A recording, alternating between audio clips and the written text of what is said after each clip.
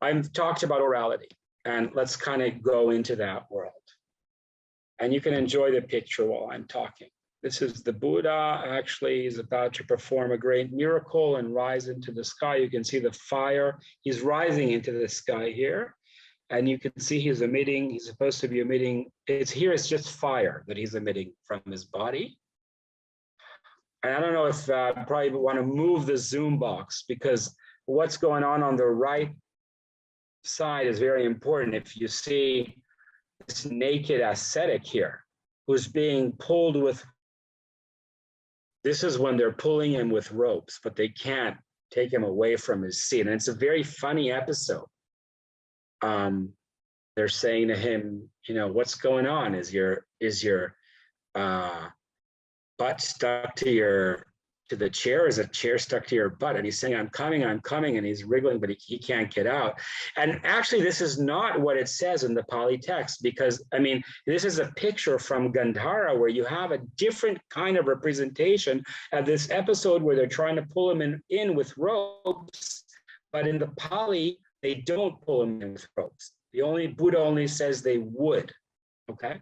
And this is saying that there are different versions of the story, okay? This is just a kind of comical example. It's a very funny story, okay? The text as we have it, may have been recited by monks at some point, but it was probably a story that was staged or at least, told in kind of different events, and it was at least to get the monks, and probably not only monks, to have a good laugh. And that's, a classical sutta, number 24, 5 in the Majjhima Nikaya, in the Digha Nikaya, sorry. Okay, so this is the question here. Are we talking about a fixed recitation or a performance? And I mentioned this kind of earlier, shortly. But the view has been very popular in Buddhist studies that the texts were meant mainly for fixed recitation. And I don't want to deny that, but I'm not the only scholar that has been emphasizing the performative aspects of the text over recently. There's a bunch of recent works, and I'm not saying the texts are base for a performance or a record of performance, but I do think they corresponded with such performances in certain cases, okay? And then there's a question about the languages. As I said, what happens when we have one satipatthana, or take this text, the Patika Sutta, this same episode with the rope is different in any text, in any version you look at. Why is that?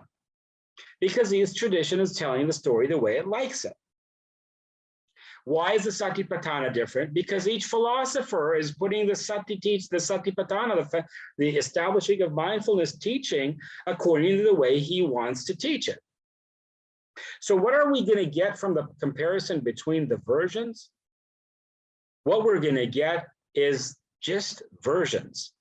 We're going to get particular visions. They don't necessarily need to compare. We can look at the Chinese tradition as a whole, or strands within it. We can look at the Pali tradition or strands within it and get pictures of the way these people understood the Dhamma, understood the Buddhist world, understood the external world too, okay?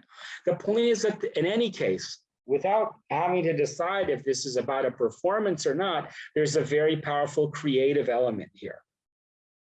And this creative element is meant to move people, to cause them to have aesthetic experiences, to cause them to love the Buddha and care for him and sense his presence. And sometimes they're also aimed to have fun and to entertain. If you look at Vinaya stories, they're pretty funny and actually pretty sexual too. And I mentioned this at the beginning. Behind all this, there's a very deep metaphysic. We often like to think of the Buddhist tradition as being steering away from metaphysics, but no.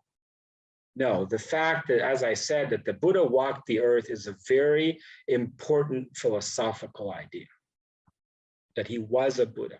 What I think is that generally what we find here is more like literary tellings, and that they correspond with performances in different ways.